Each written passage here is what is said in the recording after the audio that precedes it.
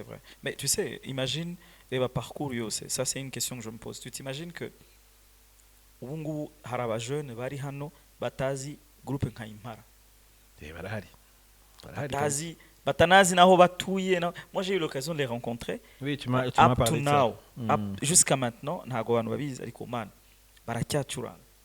Et hari abantu babizi tu, hari abantu babizi bamwe qui sont kandi bakora live. Je sais. Ntago babwira badakoze live ntago byaba ari byo. Ntago babwira CD ngo DJ ngo situgani monshe nuzane ibintu by'aba DJ ari aba. Bona nta nugo babizi. Nta nugo bakwemerera. Pour eux et tu sais pour eux le pire ce n'est même pas ngo byabaye byiza cyangwa ou pas. Je pense que nabo ntago baryoherwa. En fait, je pense que baryoherwa live ou bien harimo naka DJ gato. Non, en fait, il faut savoir aussi quel public tu vises.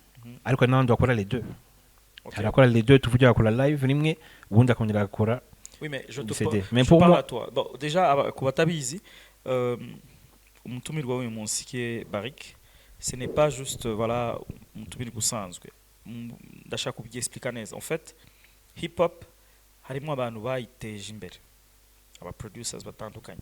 Nkuko twari dufite pop music hari aba producer bayiteje imbere mu Rwanda. Je donnerai l'exemple ntangire kuba kera nahera nkuko umuntu nka JP yakoze pop music à l'époque, tu vois, parce que c'est ni pop kabisa, il y a même pas aller loin. Maintenant, bien sûr harimo akantu kumwimerere kantu kuvuga ngo ni identité y'ikinyarwanda yashize mu ndirimbo akorera za indirimbo za Chanel, akorera Miss Jojo, KGB n'abandi batandukanye. But hajeho quand même époque hip hop yari niwo wari umuzika ufatika mu Rwanda. Alors Barik nyuma yo gutangira guhura n'abari abantu batandukanye bari les acteurs clés cyangwa se abantu bakoraga umuzika muri mu njyana ya hip hop, yaje nawe gufungura inzu itunganya umuzika. N'ubu ngubu je pense que iyo studio igihari yitwa Barik Music, qui est le studio BMCG. Alors ce qui est important c'est que il faut kureba icyo gihe cyose ukanahuza n'ubu ngubu hari periode umuzika wazamutse urasinzira.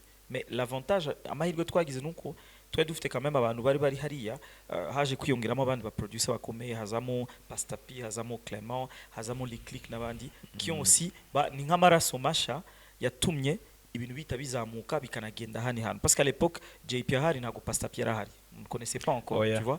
Et so à chaque époque cyangwa se igihe cyose cyagize abantu bayo hari ikintu bazaga bakongeraho cyangwa se soit ikintu kikagabanuka ibindi bikiyongera. So pour moi c'est super important ko abantu bamenya ko ntago ibintu byabayeho juste guca umuntu yabyutse mu gitondo biraba, ariko ntago twibagirwa ko mbere yuko abantu bose haje sasa habagaho n'abandi bakera qui sont ces gens-là badufashije batumye n'umuzika ugera nawe ugomba kugera. Aujourd'hui même tuzavuga il y a des nouveaux, hari aba jeunes, hari abantu umva bara nkuko bavuga ngo akeza karigurisha. La beauté dans tout ça c'est que au fur et à mesure qu'on avance sur les projets, on se rend pas compte, mais il y a tellement de l'évolution, il y a tellement de bonnes choses qui ont guéri. So pour moi, c'est super important d'en parler. Non, il y a beaucoup de choses qui se sont passées.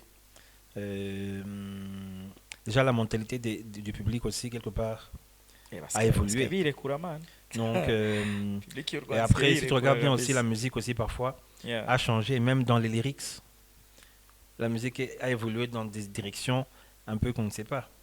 Mon cher, en parlant de lyrics, en passant voilà naingiye kubyibaga mbere ko mbivuga afite indirimbo y'ibishegu, so muze kuyicekinga mu minsi iri imbere izabiri kuri internet, tu vois, izabiriho ntacyo no comment iyi ndirimbo nta indirimbo y'ibishegu ufite wapi rushoba icyo nzi gusa irahari. On verra bien sinzi niba hari ariko bon j'en ai beaucoup quand même, mais ntago nzi niba harimo bon on verra bien. On va dire sur 10 harimo nka tubiri quand même. Wapi nazirimo nta gato toi lyrics nago zagiye mu yo sanze wanje lyrics nje ziri nabo ngo ziri bienveillant. Bienveillant c'est les tout le monde primaire, c'est quoi ces histoires de bienveillant? Ouais non en fait non je blague. On va pas dire ça à chaque dukora indirimbo z'abapadiri, c'est quoi ces histoires? Ben urakoze cyane kumbwira ibyo ngibyo. En fait en parlant d'ibyo by'abapadiri, donc nize indera ku séminaire. Le groupe qui a là-bas maintenant ni turi mu ishinze. Tu vois bien. Turi mu ishinze, donc on kuvuga yuko Ibrahim, on a Gillen aussi à Ijari, à Toumaka, je crois. So, tes nouveaux artistes ont été là-bas, ils ont été là-bas. Mais en fait. Fais-nous même un school. Oh, ya nagari kunyundo. Non, nagari nyundo tu nyundo atangi na maiti popo et tout sinzi. Non, notre quoi tangi il y avait un groupe qui s'appelait New Flying. New Flying. Wa kirijiza na ryavuye rero tu vas rigoler. Non, c'est pas ça. En fait, moi je suis allé là-bas en 91. OK. 91. Niagera Niagera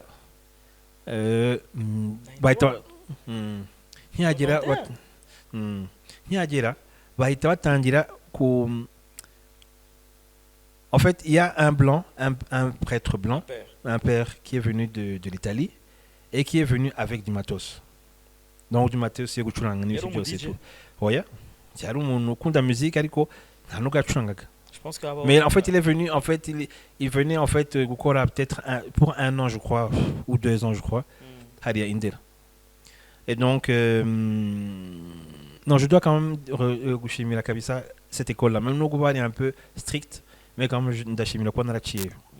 Parce que ibintu byinshi nzi parfois mbikura hariya et tout. Musicalement même mon discipline et byose.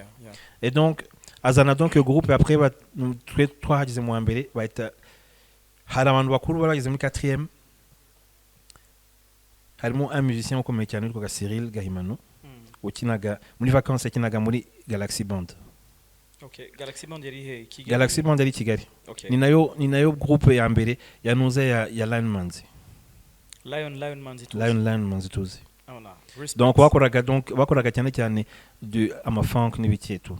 OK. Akora Pas de reggae. Reggae ntabwo wazikoraga cyane. So yitwaga icyo gihe bamwitaga Lion Manzi atakora. Oya. Icyo gihe ntabwo nibuka, je me rappelle pas comment il s'appelait. Ariko nagaruka bamwitaga. Uzumura mukinaga bass. Jacques. Quel Jacques? Jacques muri Belgique. Jacques. OK. Nous akinaga bass. OK. Et donc il y a live band ya danger on dit. Nice. Donc à Hanho c'est donc nous akinaga la musique on va dire contemporaine. Et donc au pianiste Nini Gaimano, il y a kinaga série, il y a kinaga donc beaucoup d'instruments. Alors comme muri Galaxy Band akinaga clavier. Non, notre Kenyan Azakutri chaque clavier, c'était aussi l'organiste au l'église, au Kushuri. Jamie Naïsemba atterri par le clavier, Nitu Naïsingora, je dirais. Et après, voilà, c'était déjà groupe. Il y a un 4e. On va choisir un des groupes non pour les gens de première. On va sélectionner et tout. Voilà, sélectionner Bandimo et tout. Et c'est comme ça que donc j'ai commencé à jouer en fait la musique en fait.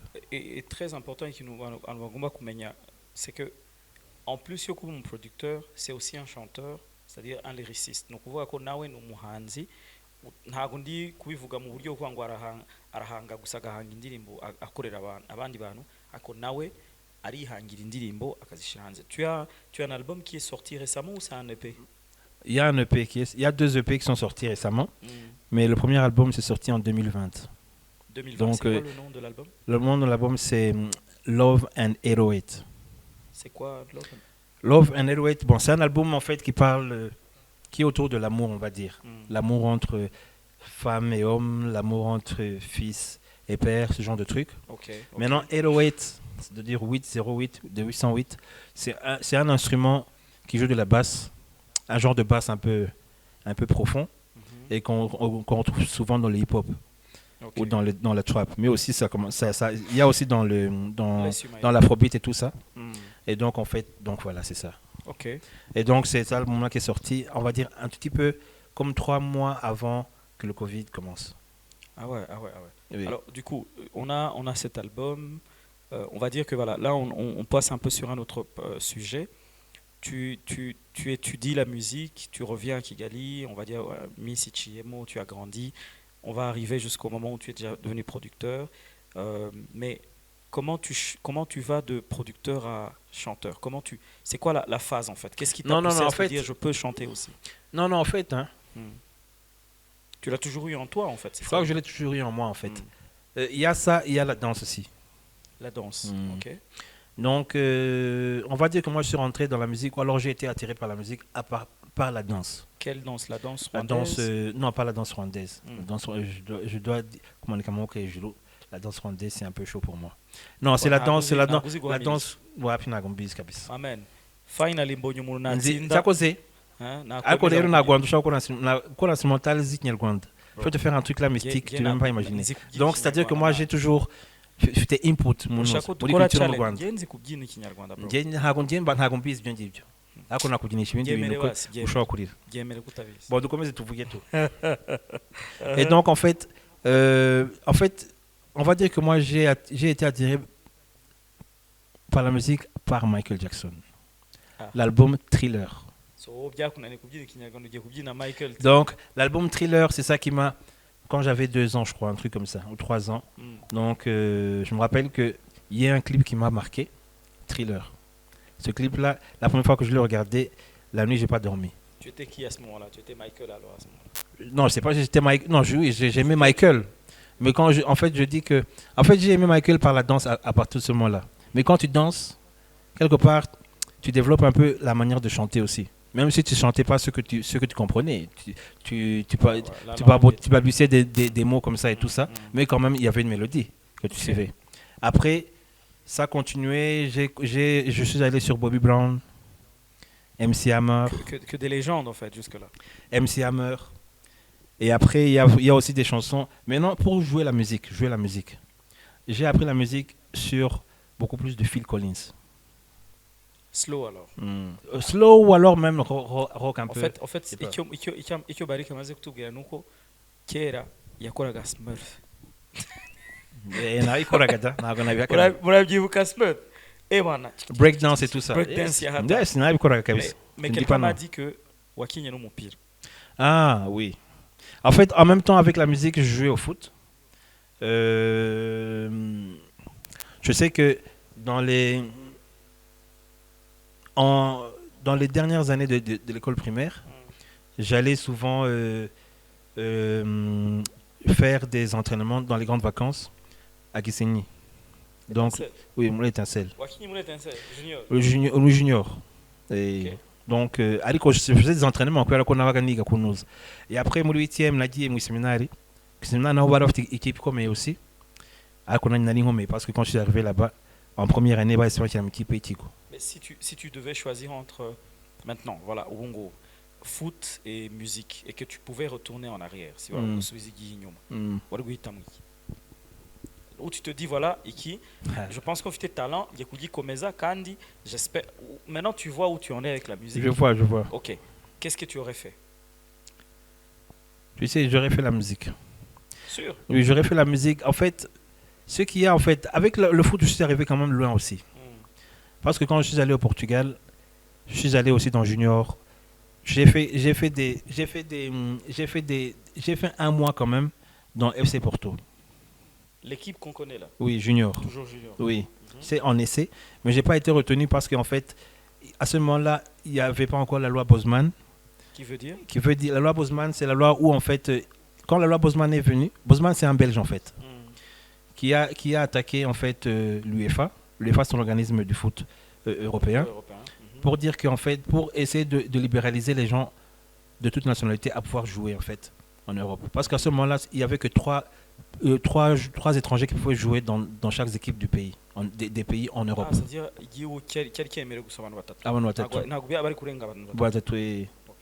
et donc, bon, j'ai fait l'essai et pendant 1 mois. Déjà, normalement, ils m'ont dit que normalement, après 1 semaine, ils t'ont déjà dit de partir. Moi, j'ai fait 1 an. En fait, je crois que 1 mois. 1 mois. Je crois qu'ils ont un peu évalué. Après, ils ont dit peut-être ils vont prendre une autre personne parce que 3 étrangers, c'est très peu. Après, ils m'ont dirigé sur notre équipe qui était aussi en première division, qui s'appelle Boavista. Et j'ai fait là-bas comme 6 mois. Et après, je suis allé dans une autre équipe de première division qui s'appelle Saïgueros. Là-bas, quand je suis allé à Boavista, j'ai rencontré un joueur qui après j'ai rencontré quand je suis allé en Belgique, qui était au Standard. J'ai oublié, qui s'appelle... c'est Oliveira. C'est un Portugais, mais un Noir. Ok. Donc oui, non, pour le foot, c'est allé loin.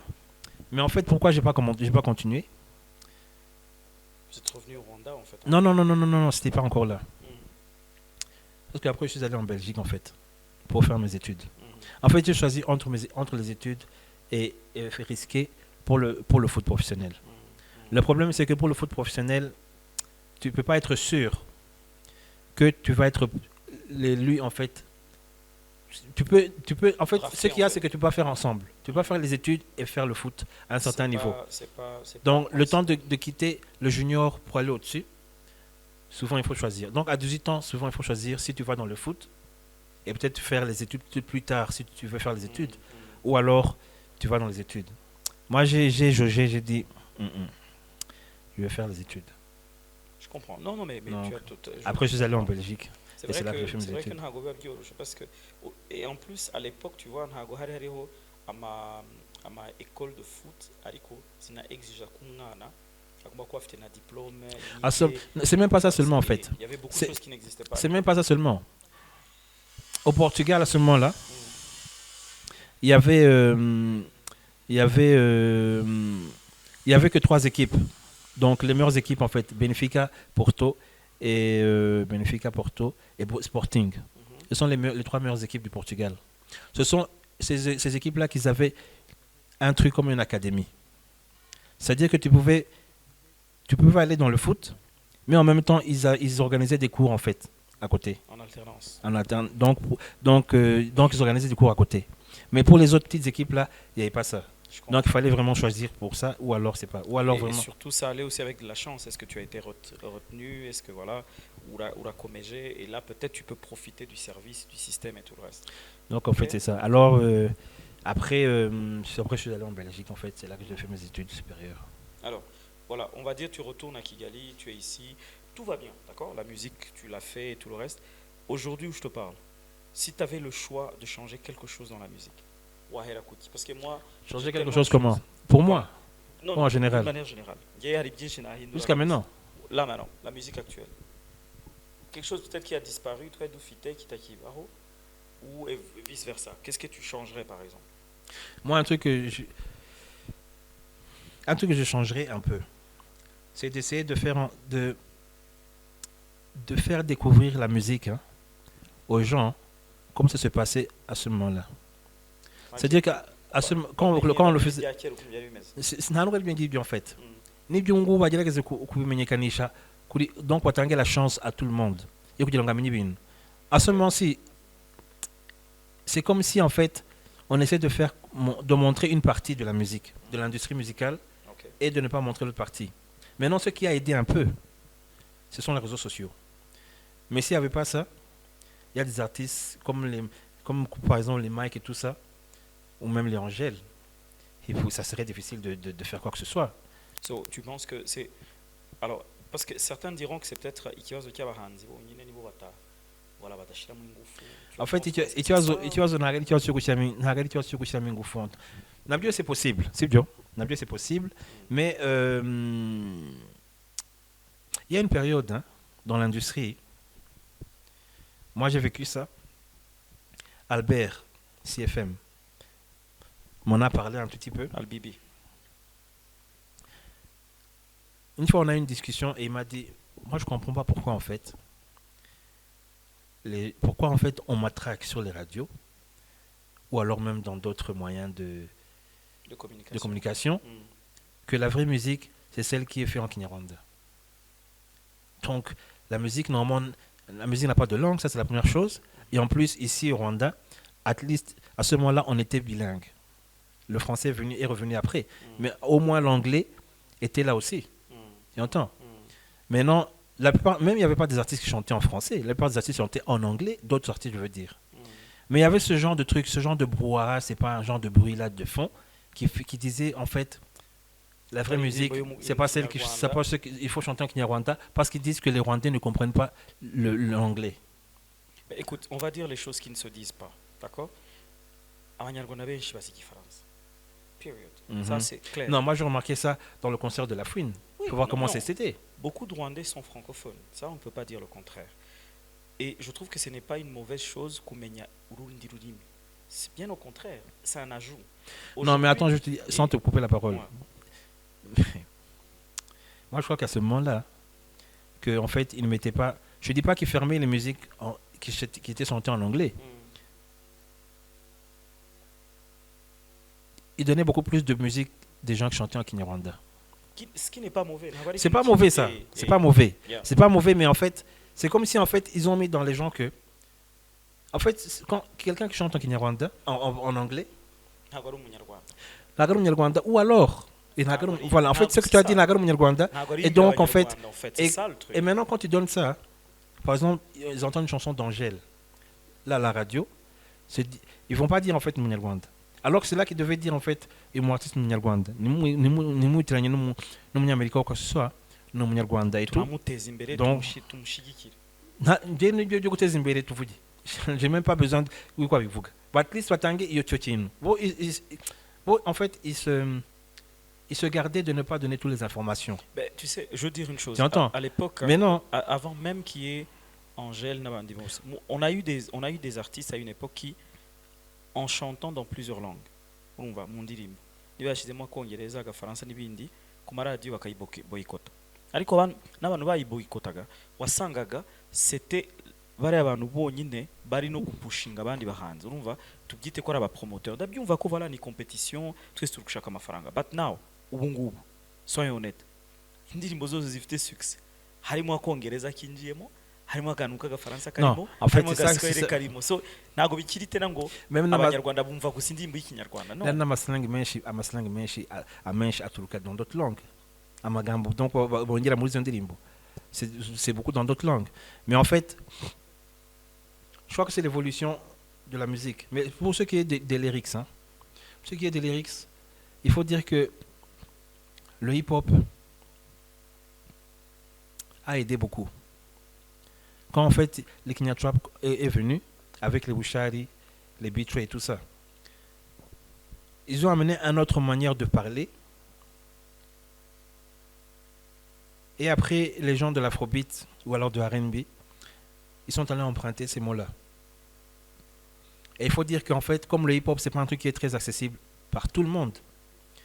Eux, quand ils ont utilisé ça, ben, les gens ils ont commencé à bien comprendre et à aimer la musique en fait. Donc, il y a une évolution qui se fait en fait. Si je comprends bien ce que tu dis, c'est que R&B, Afrobeat, Pop, ils empruntent en fait un certain langage et ils le rendent un peu plus populaire, on va dire. C'est ça. On va dire que c'est plus ou moins ça. Okay. On va dire que c'est plus ou moins ça. Parce qu'en fait, ça commence à changer. Mais dans ces années-là, quelque part, le hip-hop était un peu... voilà, balkanisé quoi. On va dire un truc comme ça. Tu entends?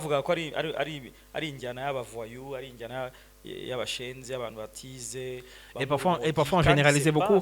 Donc quand tu regardes DMS, c'était pas ça. Beaucoup d'artistes, c'était pas ça en fait. Radaman, c'est la même chose. Soyons honnêtes. Ngewe nzabahanzi benshi baririmba n'ijwi baririmba bya byo guhogoza. Banywa inzoga, banywa itabi, basinda, bagera kuri scène bapfuye. Urumva? Kandi nzi n'abandi bahanzi bakora hip hop batananywa na gake. So vice versa. En fait, hagati hari byiza, hari bibi. Il y a de quoi boire et à manger. Tu peux avoir du bon comme du mauvais grain. Par contre, je trouve juste que pour le moment, la musique, voilà. Ok, oui, par exemple, Uungu, tu es de deux côtés. Tu es producteur, ariko kanaririmba. Ariko ntago nkuzi nk'umuntu umwe. Ntago nkuzi nk'umuntu umwitabe cyangwa iki. Et si c'était le cas, tuvuge ko ufata umwisigara, akayeri ka byeri sinziki. It's up to you as long as ubahirije gahunda zawe, wageze ku kazi ku gihe, wagakoze neza, delivery irahari. As long as tu respectes ton travail, c'est tout. Yes. Hari abantu benshi kabisa bica akazi kandi batananywa. Hari n'abandi banywa batanica akazi. Moi je pense que récemment nakoze nahuye n'abantu babiri b'abahanzi kazi, et la discussion qu'on a eue c'est que l'une me faisait comprendre comment l'autre était une alcoolo. On va unywa inzoga cyane. But at the end of the day, okay, it's happened.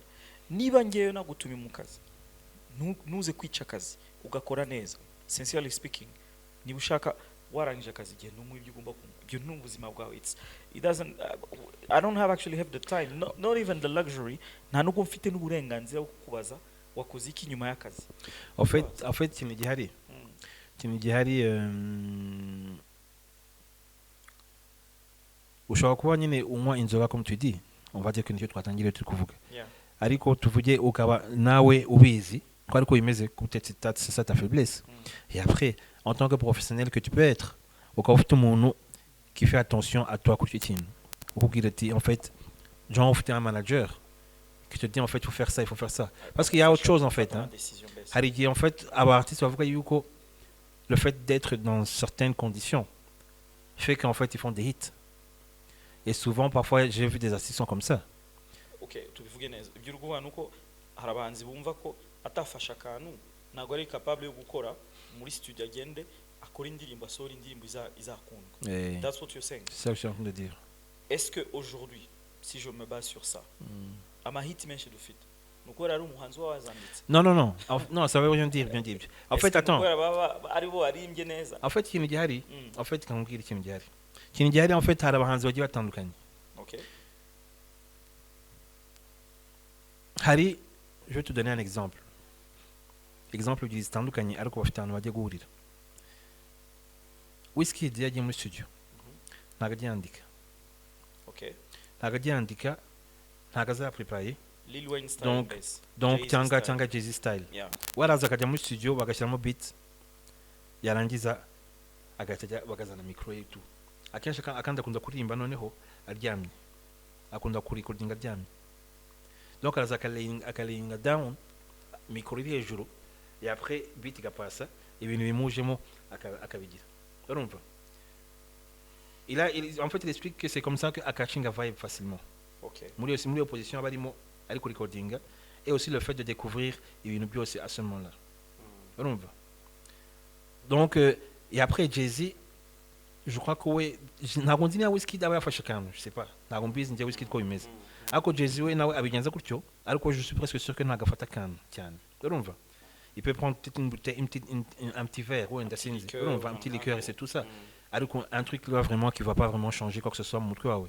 Seulement nous kugira ngo chilling neza agire et tout. Et après il va dans le studio, il fait ses trucs. Urumva que pour les deux ça marche. Mais le problème c'est que parfois il y a des artistes hari ubwoko bw'abartistes bajya dans le moule.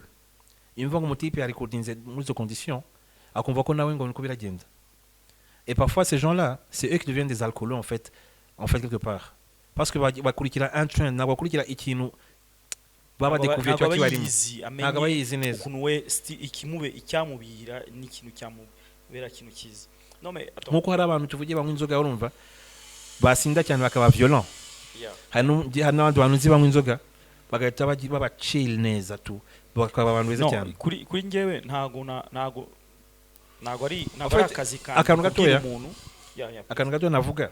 Hari nk'abantu bumva hari amabiti yo nakoze bakambwira ngo ibiti wayikoze kugira ngo uyikore gutya ugere kuri mood. Ugere kuri ikintu kuri niveau ya trance. Nuko hari akantu filma quand même, hein. Bakabimbwira gutya. Alors que non. Nuko je sais me mettre muri izo conditions pour ça. Urumva? Njye je déteste njye n'imiti isanzwe. Je n'aime pas n'imiti isanzwe. N'imiti yo kugira ngo imvure nzajya gufata kabisa man nageze ahantu sinzi uko bimeze. Njye ndayifata vuba cyane. Donc j'ai la chance yuko nakunda kugira ntabwo nkunda kurwara umutwe. Yeah. Sincèrement c'est rare. Et donc quand abantu benshi bafata imiti akenshi bafata kubera umutwe. OK, je vais te poser une question qui n'a rien à voir hano tuvino mu muzika ni juste comme ça. Wari kuba ufite ubushobozi tuvuge bwo umuntu arabyutse mu gitondo akubwiye OK ngenzi umudamu uzashaka namubonye ngenzi ashaka. Oui, c'est un exemple. Quelqu'un te dit je connais la femme que tu finiras par épouser ou la fille si tu veux. Laquelle j'ai pu entrevoir même ton futur. J'ai vu celle qui sera la mère de tes enfants. Elle s'appelle un tel, j'ai son adresse, j'ai sa photo, on fait des vidéos. Je te pose la question maintenant toi. Est-ce que tu prendrais le risque d'aller la rencontrer? Il n'est pas encore l'heure. Non, là c'est à l'époque. Tu n'es pas marié, voilà, ou jeune, ou tu as 17 ans. Man, tuzi umukobwa twamubonye kandi tufite na video twabibonye kabisa uri papa mama nawe tuzi umugore cyangwa umukobwa uzashaka mu myaka iri imbere. Wakwemera ugafata risk ukagenda ukamureba? Sincèrement iki kibazo cyoroshye. En fait ce qui se passerait urumva genre nta wundi muntu ndi kumwe nawe genre je suis seul. On va byagenda.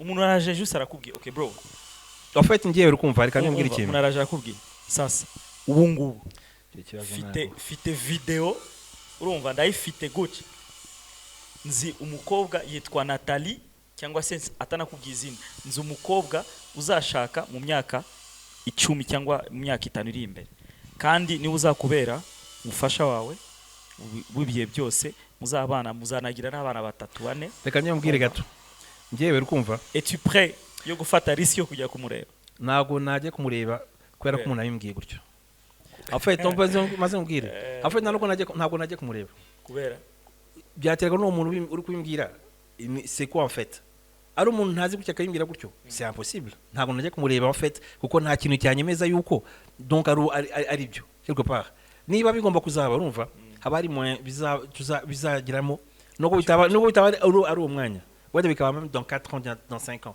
ngo bizaba icyo gihe ariko ntago nafata ntago ko je ne connais pas waza akabimbwira gutyo nawe rikamubwira rero okay kera kamubwire kamanze mubwire kera même ntabwo na kera même n'ubu ngubu deja bajya barangira abantu urumva ariko ntago amurangira avuga ati ngo nabibonye ko uyu mugore ngo niwe muzabinuza oya biranatandukanye bro hari amfite video umva kanze mubwire video n'abana ndabafite ntabwo bishoka ibyo ngibyo ntabwo bishoka ntabwo ndi sepi man je suis do monri bro do monri umva kamubwire umva maze mubwire ntabwo iyo video yabaho nta kintu gishobora kunyereka ko iyo video ibaho urumva nta oya umva niturajye kure oya umva oya umva bare babwire ngiye numva oya no iyo video ntabwo ibaho video se ni gute wafura iyo video gute se wayibonye gute se reka ntangire tera yendaje ndakubwiye umva neza ariko attends umva maze mubwire uretse maze mubwire rero ari wowe urukumva ari wowe cyangwa n'undi muntu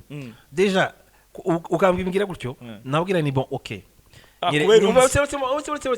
umva mbwire none tuvuge ku muntu uko ntazi nabwo ngiye urabizi banzinyereka iyo video nirebe en fait dans quelques années uko bimeze oya ntago ukeneye parce que ninkwereka video ntago kigiye kumureba umva oya no najya kumureba ndamutse mbonye donc umva non en fait ikintu gihari nta kintu ushobora kumbwira urumva kuri ngewe ko neye ngende umuntu ugendera ku ma fact kandi ku bintu bifatika ngewe ngiye ntago nkunda guprojecter ibintu ntago ari ikintu ce que tu es en train de me dire c'est que tu ne prendrais pas l'occasion tu ne sauterais pas sur l'occasion de voir ta future femme non ntago ari de voir ma future femme de voir une femme que je connais pas ils ont pas butandukanye non ntago shoka oya non c'est pas ma future femme bro non pose-moi la question ngiye bimbaze nkubwire oya bikore wewe wabikora ngiye ntabwo nabikora urumva se que ngiye kubwira numva kuki oya umuntu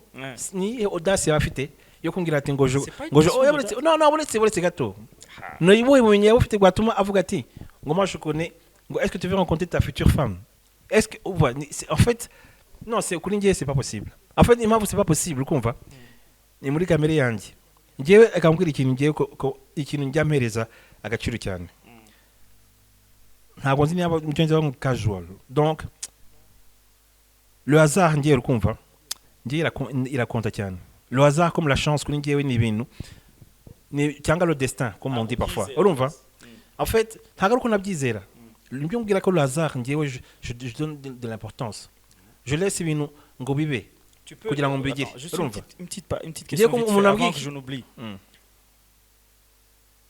mu buzima bwawe tu es capable de kwiyandikisha kuri on va imaginer que nta mugore nta mwana ufite tu pouvais prendre le risque yo kwiyandikisha nko kuri site de rencontre ama site nka tuvuge Tinder n'izindi zituma uhura n'umuntu peut-être nkazaza gukunda est-ce que tu pouvais t'inscrire moi je vais pas m'inscrire pourquoi je vais pas m'inscrire kwa kwera yuko ngiyewe en fait reka ndiye mbwira ikintu gihari njya numva abantu bavuga bati ngo ils rencontrent parfois leurs amis cyangwa leurs femmes cyangwa n'ibiki cyangwa même leurs copines uretse ngo kuri nuza kuri internet genre kuri Facebook genre kuri za Instagram n'ibiki urukumva hari n'iki bambwira bati ngo en fait nk'uwo hatwa n'umuntu akambwira ngo umuntu ngo aramwandikiye ntabwo se umuntu uramuzi aravuga ngo ntago muzi wandikiye urumva meno hari igihe biterwa n'iki kugira ngo ugende gutyo hagiye biterwa n'ukuntu uwo muntu abameze mu buzima cyangwa abameze muri société kugira ngo yatire ce genre de truc urumva reka maze ndagize uretse maze ndagize umva ndagize reka maze ndagize urumva ankoshonari oya umva mbwire se petit umva mbwire petit nanda kwita petit none umva mbwire man umva écoute ngo ubikurura so urashaka kumbwira ko umuntu ni utuma ibyo bintu bimuzaho reka ngiye mbwire rero kandi mbwire aba nibo bana abatsipero bafite abakobwa 10 abakobwa bakunda babakunda man twe twabaga uburyo kujya kubinda wowe uheruka kubinda ryari jamais birumvikana sasa parce que bro niba mbwire ikintu kumva nimba nabwiraga yuko biterwa no kuntu umuntu ameze muri société ngiye rukumva je te dire quelque chose mbwira ikintu reka ngiye mbwire umva man umva ngiye ntaga ari kubera ko nize mu seminari cyangwa iki is not about that en fait ngiye hari ukuntu comment expliquer ça hari umuntu wambwiye ngo ngiyewe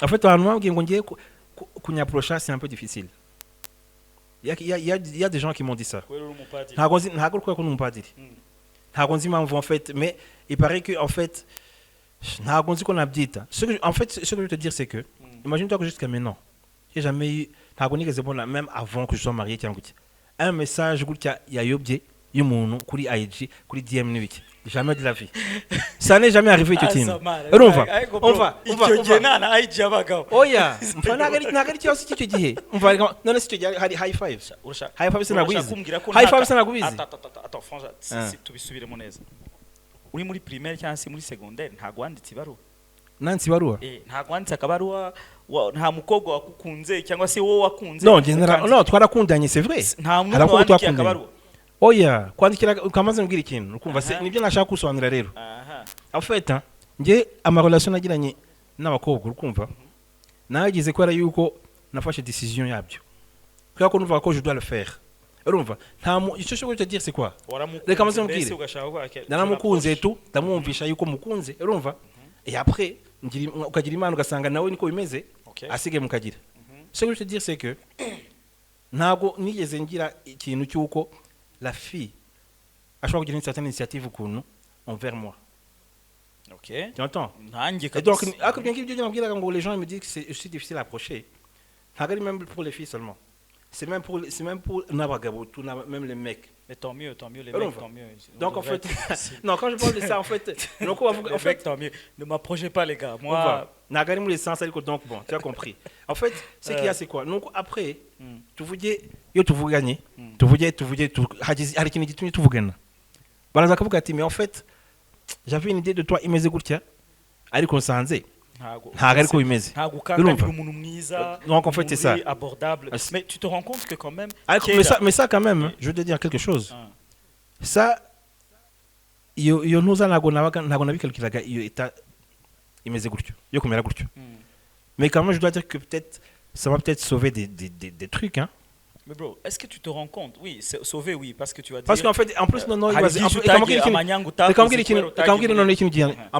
je suis un producteur. Les producteurs à ce moment-là, moi je te dis, il y a des histoires à producteurs Genzi, c'était chaud. Non, mais tu sais sincèrement, reka nkubwire ikintu kimwe, ngiye naje gusanga ikintu. Abantu ba kera. Kandi ikindi il faut être clair. Batantine batonto. Usko nibo bari batinda ba kera. Bizarebe. Igihe cy'ubukwe. Ba makinga sure ko les nièces, les neveux.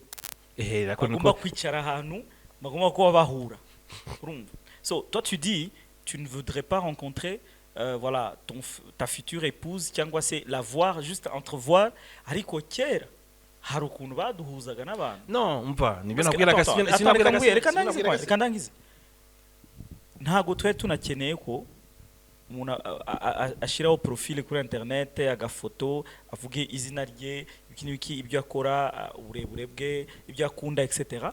parce que de toutes les façons hajyaga muri si byo mama kujya muri mariage ugasanga mbere yo kugenda ko oncle akwengo hari abakobwa beza uyu munsi babivuga n'abakobwa bavuga mu rugo amwe je me trompe pas muzatunyomoze niba turi kwibesha batante babigisha urumva hari mugabo ko mwambaye neza etc. So pour moi rencontrer ma future épouse. Même ça se faisait même parfois à l'église. Hein? Exactly. Yeah. Attends. Ok, reka ngufatira. Urashaka kumwe ko ntago adraze umukobwa muri korale wo. Non, jamais. Dude, bivugira hano. Non, jamais. Madame aza kurakara turabyemera. Oh yeah, non. On va, madame arabizi neza ko byagenze. Non, c'est pas ça. Ah bon, mwahuriye mu rusengero. Non, en fait urikuva madame. Non, madame twahuriye en fait hari twahuriye. Hari umuntu inshuti yacu twembi. Umutinda nyine. Ntago ari umutinda. Ni tinda. Dude, nakashaka kubyemera bana. En fait, on va donc wasanga wenda peut-être. Non, on va Facebook, Facebook. Donc twarahuye urukumva. Et après on a échangé les contacts et après chacun est parti de son côté. Après ibindi ni histoire. Ça c'est l'histoire d'abord la plus résumée du monde. Non, voilà, la voix tindi. Twarahuye, elle m'a donné son numéro, je lui ai donné mon numéro et puis basta.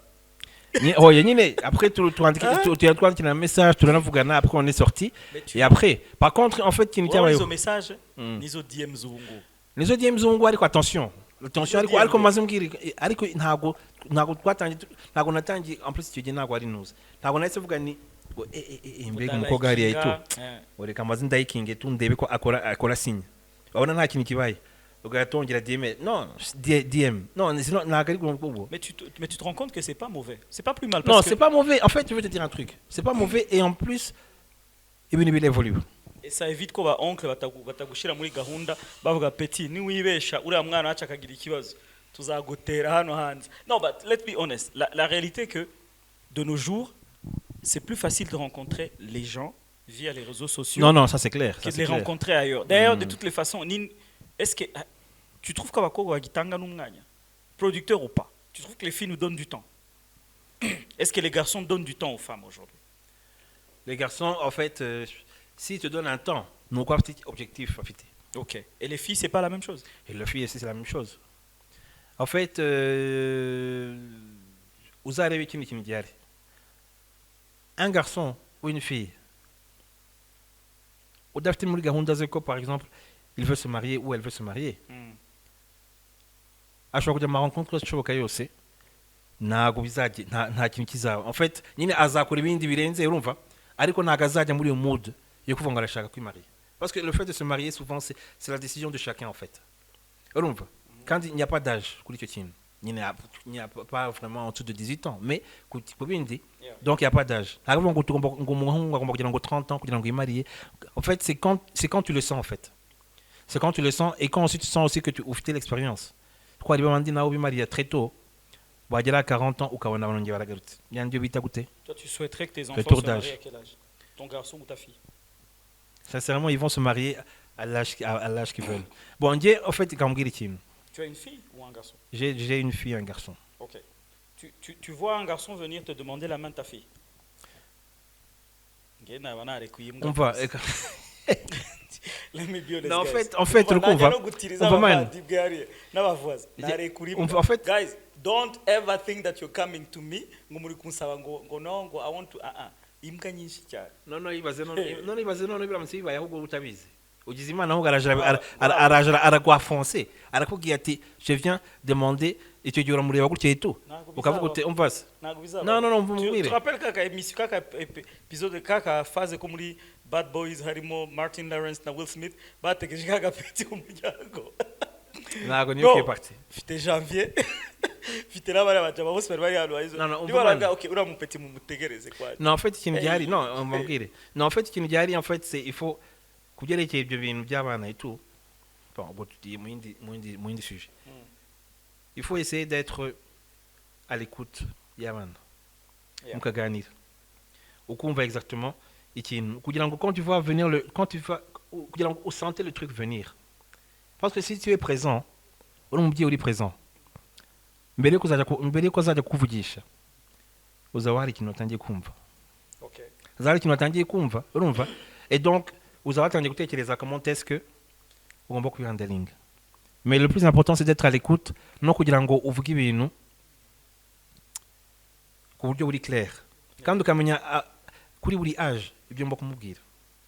niba tuvugiye nk'umukobwa tuvugiye ageze muri puberté urumva genre agiye kuba umu adolescente ibintu nk'ibyo ngibyo ubundi ababyeyi nabo ubundi ce qui devrait se faire c'est que à partir d'icyo gihe ni ukuvuga yuko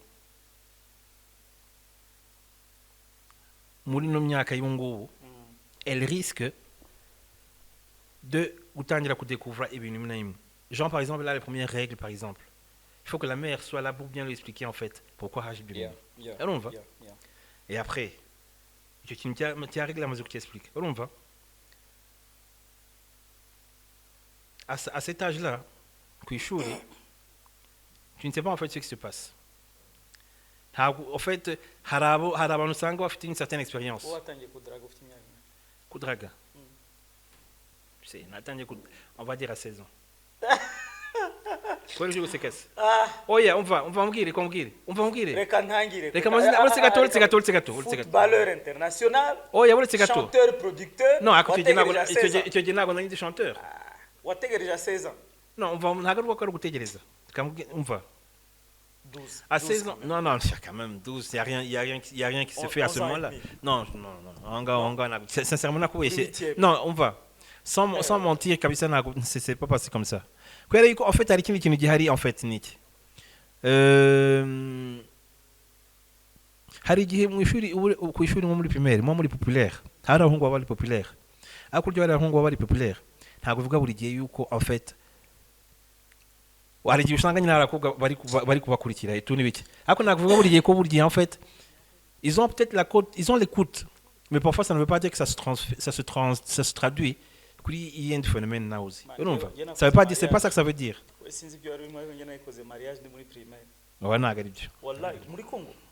Non, mariage écoutez c'est. Man. Je te jure.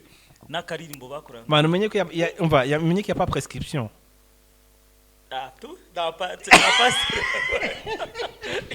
la prescription. Bafataga urabona nani ibikopo bya sostomate.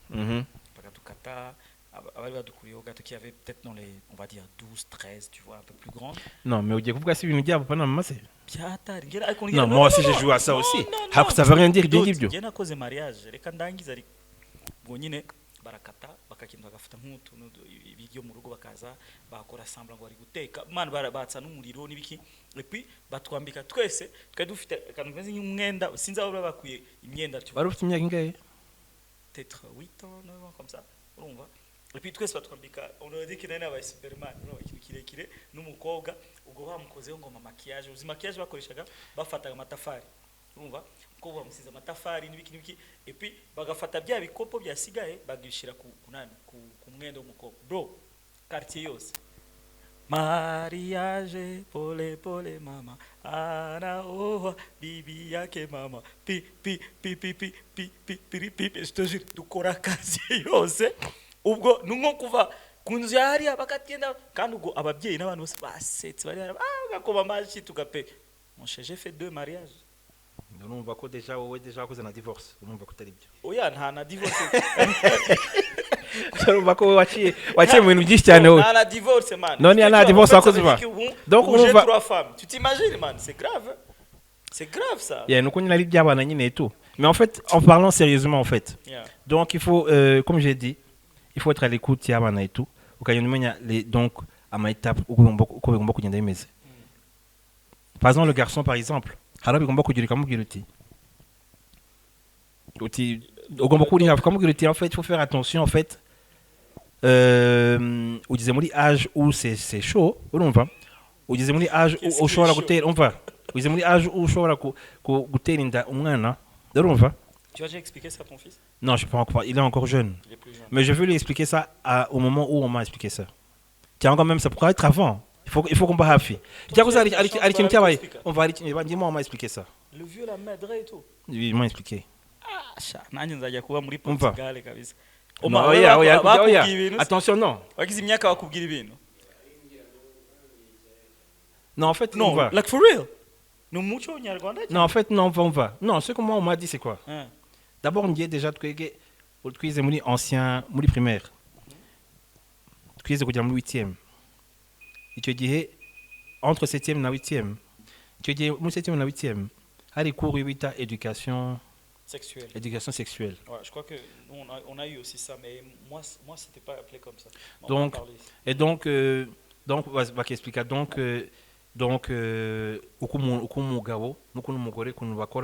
comment est-ce que. Muri 8e. Oui, c'est-à-dire comment est-ce que donc il y a donc inose. Donc c'est-à-dire.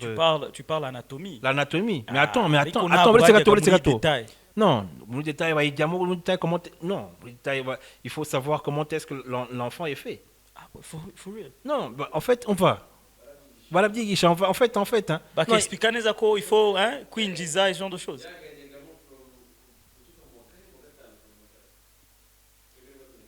En fait, on va. Et donc, on va, man. On va. On va nous dire. Attends, on va, man. Oh, yeah, on va. On passe. Et donc, déjà, tu dis, c'est-à-dire que là, j'avais environ 13-14 ans. Ah oui, c'est vraiment primaire, quoi, fin de fin primaire. Et donc, maintenant, même moi, mes parents, ils m'ont expliqué, c'est d'abord ma mère, en fait. Après, oui, il y a beaucoup plus dans les détails. En fait, que je suis, par exemple, je vais te donner un exemple. Tu dis, j'ai eu qu'il faut utiliser les préservatifs. Donc, quand j'avais 14 ans. Pour ne pas, mettre enceinte une fille, mais aussi pour se protéger des maladies. C'était le côté médical, en fait. Et en fait, c'est ça. Et donc, il va trouver les cas déjà, nous, préservatifs, et tout. Il fallait savoir parce qu'il y a des gens qui ont été avant. Votre histoire primaire déjà, mais c'est incroyable. Donc, on va. Mais attends, alors, si c'est ça, pourquoi ton garçon, il n'est pas encore. Non, mon garçon, il a 11 ans. Bientôt, il sera dans l'âge là. Oui, à mon avis, ça sera au secondaire. Il a quel service scolaire? Il a quel éducation? Oui, je crois. Ah, ok, d'accord. C'est pas né à mon secondaire, c'est pas comment ça se passe, mais. Ce qui est mauvais d'ailleurs. En fait, donc. En fait, on va. Et donc, on passe. Et donc, en fait, après, ce que mes parents m'ont dit, ils me l'ont dit, en fait, Narinzi déjà, il doit être que je mais eux sont allés un peu plus loin, en fait. Un tout petit peu plus loin pour qu'ils aient amené le message que je dois m'ailler. Et surtout, ils ont le sens et tout. Donc en fait c'est ça. Et donc, alors que donc ils insistaient donc de se protéger des maladies. Ce que tu dis au sida, c'était un truc de malade. Alors on va. Et après aussi, non déjà le mais nous mais là-bas en plus ces années là c'était les pires années. Et après, il y a d'autres maladies et aussi ne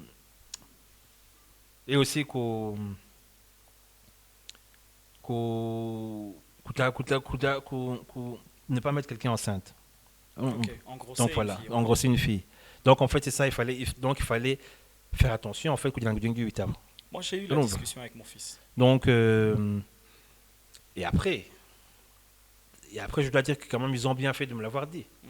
Parce que donc, jusqu'à maintenant, on a un enfant à part, tiens, et tout. Tu penses que le fait que ça a pu t'aider à te comporter? Ah, sûrement, ça m'a aidé. Moi, j'ai rencontré d'autres amis à moi qui, avant de se marier, ils avaient déjà 2 enfants. Mais alors, ils n'ont pas étudié ici au Rwanda, eux, hein? En fait, ils ont étudié dans le système après. Dans Ivanio, je crois. Non, tiens, on a vu vous êtes on va. On va vous êtes. On va. On a vu en fait Mazuku, on a en fait en fait ils ont pas été. Non, en fait Mazuku, en fait tu viens de me parler de ça. Je me rappelle de la personne et je me suis dit en fait que non. Fais attention, ne dis pas d'autres pays là. Non, il y a rien de tout. Il y a pas comme le Rwanda tout. Sauf qu'ils n'ont pas, je crois qu'ils n'ont pas eu ça en fait. Quand il y a nous ushobora kwigira urumva, ushobora no kwiga nabyo ngiye mu ishuri. À côté des parents, par exemple, des parents qui n'ont pas envie de parler de ça. kubera ko mumva yuko bibateye isoni cyangwa kubera ko mumva qu'ils savent pas expliquer ça. J'ai eu moi j'ai un garçon de 15 ans. À 15 ans, c'est le moment qu'il faut lui parler. On a eu la discussion, là, je dirais même l'année passée. Je t'avoue, c'était chaud. C'était chaud. C'est chaud, ça veut dire qu'il était avancé. Ah ben le petit là, il est... Je crois qu'il y a rien qui est connu qui chante déjà. Elle est divorcée, père de 4 enfants. Non, je blague. Non, mais c'est vrai que je crois qu'il y a le côté scientifique de la chose. Voilà, Kamanyako, c'est ça. Mais sans aller vraiment dans les détails. En fait, et puis papa est venu, en fait, il faut que donc le père, tant que la mère, va casser le mur. Kugira ngo none bibe ikintu kiri free ku mubyeyi n'umuhungu. C'est que moi en fait, à un certain moment, en fait, donc il y a un endroit où on avait mis donc des préservatifs en disant chez toi à la maison. En disant mihagire umuntu uzibeshya ngo ntazihari.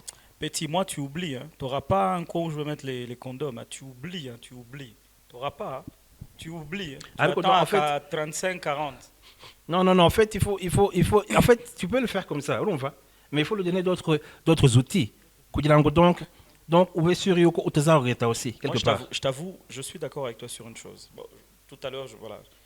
Il y a le fait que ok, ababyeyi dufite natwe parti, il est très important yuko umwana tumwigisha voilà, tumuhe n'izo tools cyangwa c'est la possibilité de se protéger dans le futur.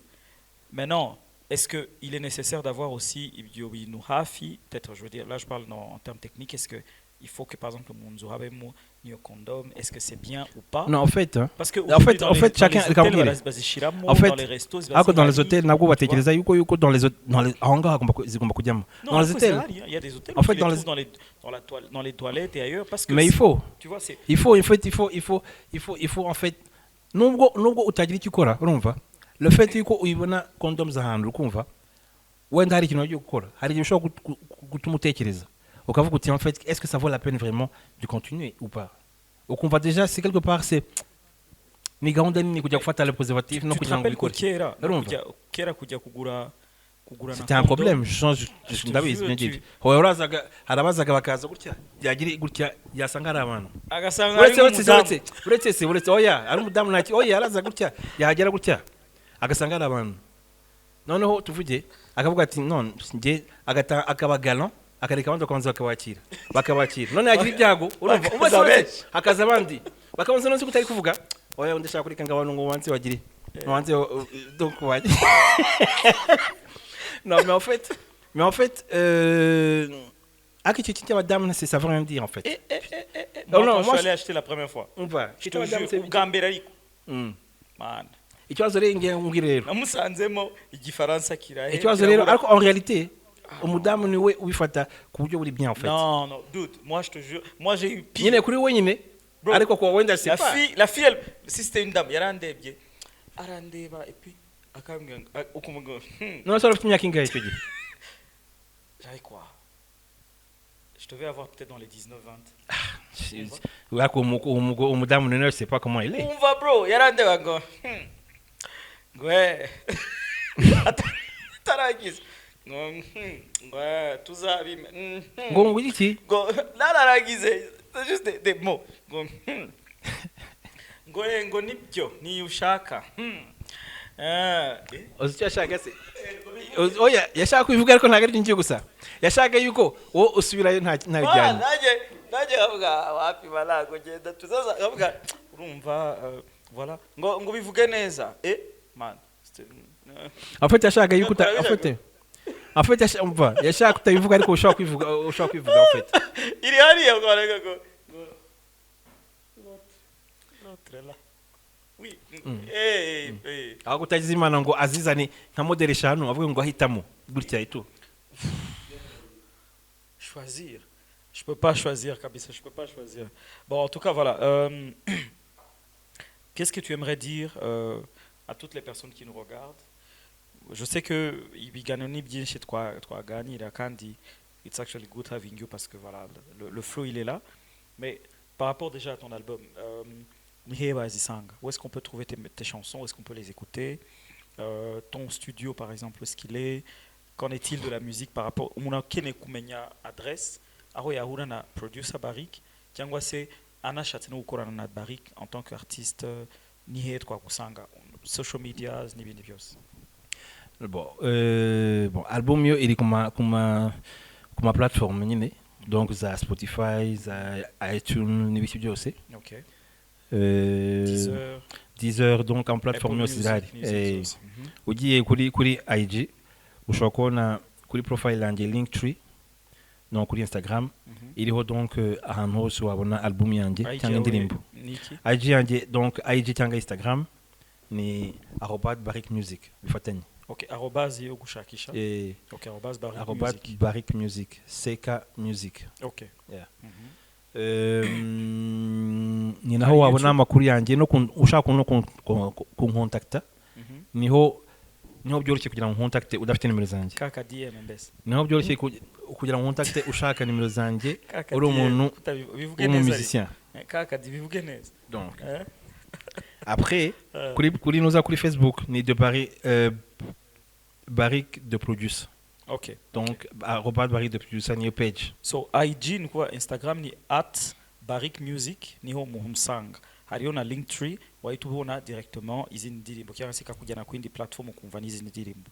Kandi umukeneye mu gihe cyari cyo cyose, la I'm talking about song, singing, producing cyangwa se no kuganira nawe, you can do it straightforward. Wahitumwandikira cyangwa se kumwohereza ubutumwa bugufi muri DM kuri IG. Kuri Facebook it's actually ni Barrick the Producer bifatanye. Yes. Naho wanamwandikira, you can send a short message DM cyangwa se est-ce qu'il y a facile yo contacter kuri zo?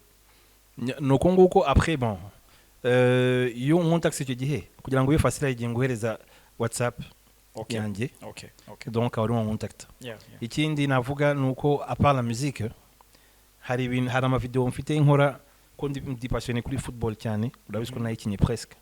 Ndi passionné kuri football cyane no kumudoka. Okay. Et donc kuri YouTube yanjye ya Barrick Music. YouTube nayo ni Barrick Music. Nayo ni Barrick Music bifatanye. Okay.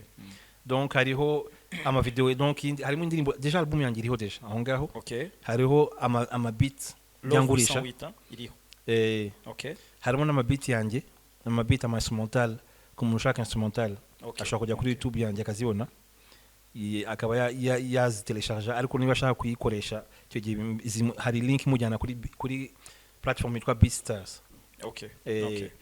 Ikindi hariho n'ama-analyse nyankora kuri football, nk'ubu hari Champions League, hari cyangwa n'amashampiyona n'ibiki nkunda kuzikora surtout byo mu Burayi. Et après hari nanuza hari n'ibintu nyankora ama-analyse cyangwa ama-video nyankora ku modoka kuri automobile, parce que naje gusanga yuko mu Rwanda ntago abantu bagendera mu modoka ariko ntago bazi ko imodoka zikora. Yes. Kandi mechanisme yayo kwimeze, cyangwa se niba ushaka kuri modoka ukamenya neza imodoka ugomba kugura, cyangwa imodoka iri adapté kuri Afrika, imodoka zose ntago ziri adapté kuri continent, cyangwa imodoka igura amafaranga menshi amapièce n'ibiki, ibyo byose ni ibintu nkunda kuvuga. Mu cyumweru gitaha hari indi video nzashyiraho. Et donc ni ikintu ushaka ku développer un peu plus icyo kintu cy'imodoka, kuko urabizi ko kera nari mfite magasin ya pièces de rechange, narayiretse ariko ndashaka kuzongera kuyifungura iri online. Ikindi no kubera yuko hari abantu tujya dukorana nyine muri Belgique bakunda kunzanira abo nkunda kugura imodoka zanjye, ariko hari n'abandi bantu njyangura imodoka. Donc hari umuntu ushaka kuba yagura imodoka yetu ivuye hanze, surtout muri Belgique, namufasha yetu. Donc kuko akantu ushaka kuvuga gatoya nzavuga muri video nzatanga mu kintu cy'umweru, ngiye nkunda kuzana imodoka zo muri Belgique, kubera ko imodoka zo muri Belgique donc ntago izindi modoka zo mu gihugu naho nareba, ariko zo muri Belgique nizo ngira confiance cyane, kubera ko muri Belgique ntabwo imodoka ijya ku cyombo idafite contrôle technique, alors que mu bindi bihugu imodoka iragenda. Yes. Et donc niyo mpamvu buri chaque fois nguze imodoka akenshi nguriza ivuye hariya, ariko ibyo ngiye muzabisobanurirwa neza kuri video, donc izaza kwa mbere cyangwa kwa kabiri. Donc nzabahereza link na mwishirengire. Ça marche. Donc bayirebe. En tout cas voilà, nkuko mwabyumvishije link zaba ziri muri video zacu za postinga kandi hano turi kuri ni ikiganiro ni Convo and this is actually code 250. Reka ngushimire Mr. Barrick, thank you for coming.